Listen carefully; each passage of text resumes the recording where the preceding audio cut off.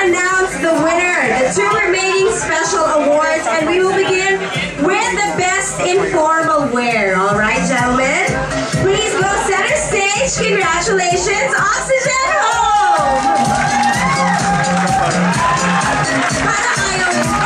Congratulations, our best informal wear will receive a trophy and gift certificates and free entrance to Fahrenheit to be awarded by Mr. M 2010 William Phillips Hitalgo Suarez.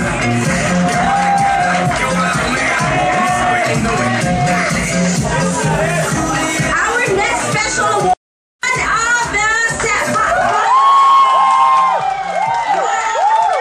Finalist for Mr. Fahrenheit 2012. I will be calling 5 more names, so we are actually picking 6 finalists for tonight. So good luck to all of our other contestants. Lahat kayo, magagaling kayo.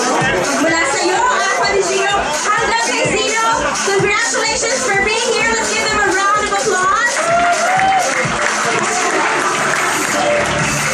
All of our finalists will be receiving gift certificates of free entrance here at Fahrenheit. Okay, here we go.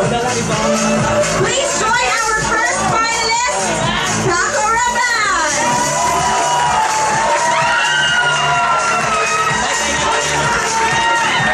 Our third finalist is Monica.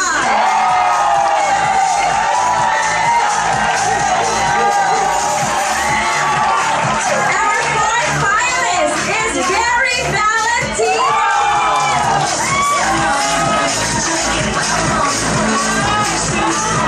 There are 2 more names in the list of finalists, and you should be included. Best informal wear and best in swimsuit Oxygen Home.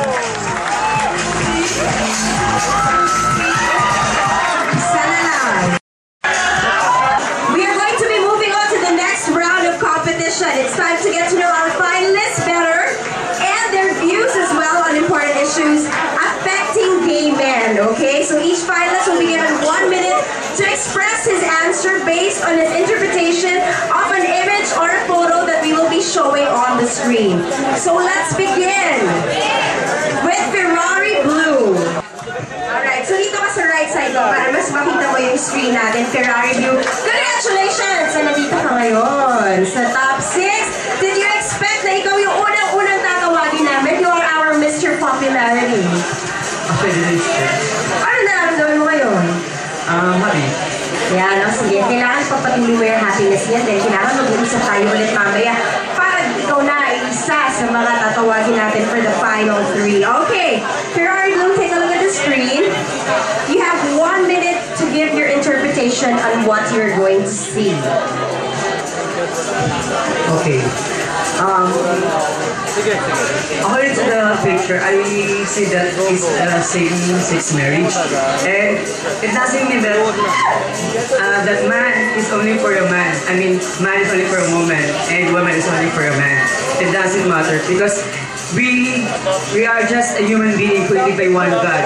We can love and treasure the person who loves us, and we should be able to cherish the person that really there, and it shows that there's a baby, but babies same both. Yes, that's our the picture, but yeah, we should be able to give the love of our child that we are going to adopt. That would be all. Thank you. I wholeheartedly agree with you. Thank you so much, Ferrari Blue. Okay, again, just a reminder to everyone when our contestant has already started talking, para mas maganda yung score na ibibigay, kailangan marinig ng judges yung sagot nila. Kasi pag hindi nila narinig, baka hindi pa tama yung score na ibigay nila, di ba? Let's call in our next contestant. We have Monica. Hello. Congratulations for being here and being one of our finalists tonight. How do you feel now? Okay lang. Ayan, alam mo may mga sumisigaw din sa'yo kanina. Gusto mo silang batiin? Thank you, mga Bacardi. Okay, so Monica, you already know you are going to be given a minute to explain to us what exactly your impression is on what you're going to be seeing on screen. And here is your picture.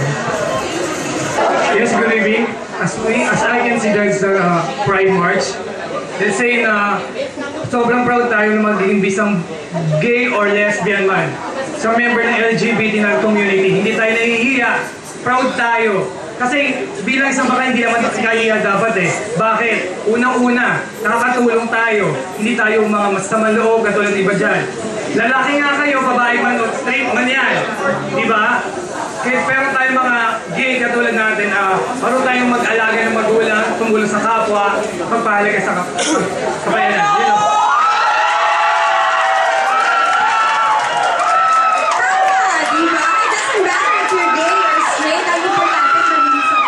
Thank you so much, Norika. Now, alright, let's call in our next finalist, Oxygen Home. Good evening, my friend. I'm okay. Okay, so kanina you were announced as our best in swimwear, tapos best in formal wear ka pa. In-expect mo na ba na magiging part ka ng top 6 ngayon? No, actually, because there are still other deserving candidates aside from me, so hindi ko talaga in-expect na I will be having the best in swimwear and the formal wear. Congratulations, all the same. Okay, so you have 1 minute to tell us your impression of the photo that you're going to be seeing on screen. And here's your picture. Actually, they are the gay icons in the LGBT community. But then, according to Lady Gaga, based from his film that no matter what we are, we should be respected by the people around us because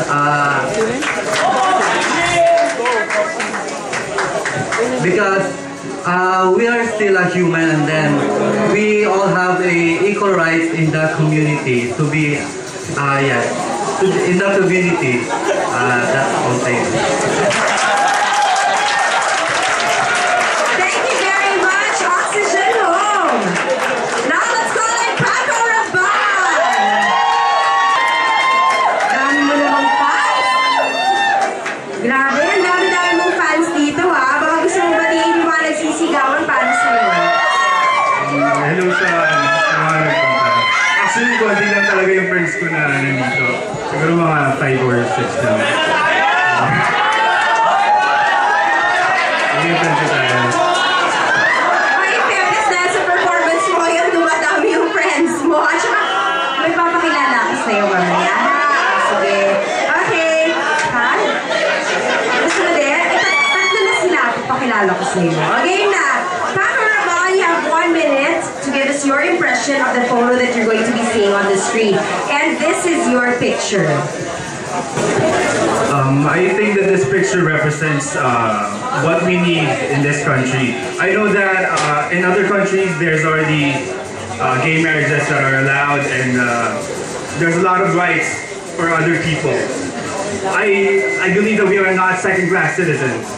I know that in the Philippines we are tied by religion, but I know that we are already in the modern age, and I know that we are all created equal by God, and that we can love and be at peace with one another. That's all. Thank you.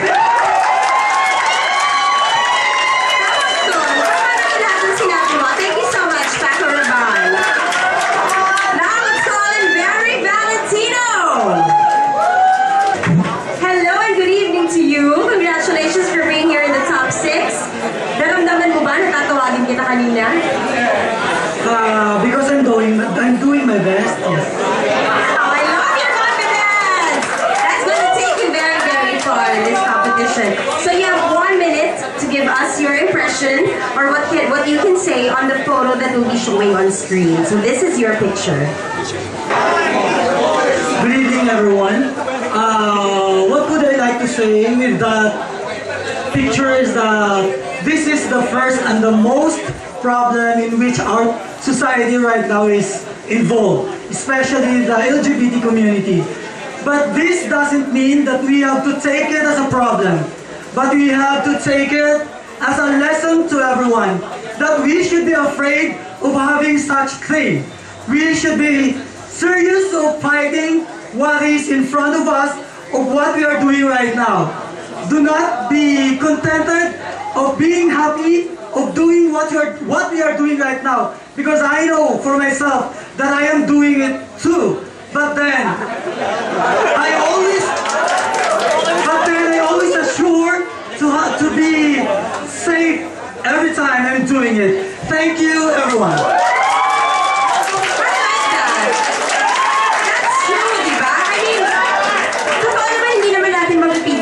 Sarili natin. Ang importante dapat, safe lang talaga tayo. I like it! Thank you so much! Gary Valentino. Now, let's call in Zeno! Zeno, nung tinawag kita kanina, parang yung itsura mo bago kita tinawag, feeling mo hindi kita tatawagin. Tapos nung tinawag kita talaga, banal yung reaction mo doon. What were you feeling right then? First, very happy because both of us, me and my partner, was included in top 6. Which one? Oh! Wow! Well, congratulations to the two of you. It's a double victory for both of you. O, diba? Alright, so you have 1 minute. Huwag ka masyadong lumayo dyan kasi baka hindi mo na makita yung photo. You have 1 minute to tell us what your impression is on the picture that we're going to be showing you. And this is your photo. Well, what I can say, those guys is a picture of real love. For me, real love doesn't have to be a male or a female marriage. The important thing is you have pure love with each other. You outweigh your differences and make way to those differences and meet halfway. And then live life to the fullest, both of you. No fight, no more fighting in just for jealousy or whatever. The important thing is you love each other and you nurture your relationship as you go on with the relationship, and you learn from the mistakes that you have given. The most important is you love each other. That's about all things. Thank you.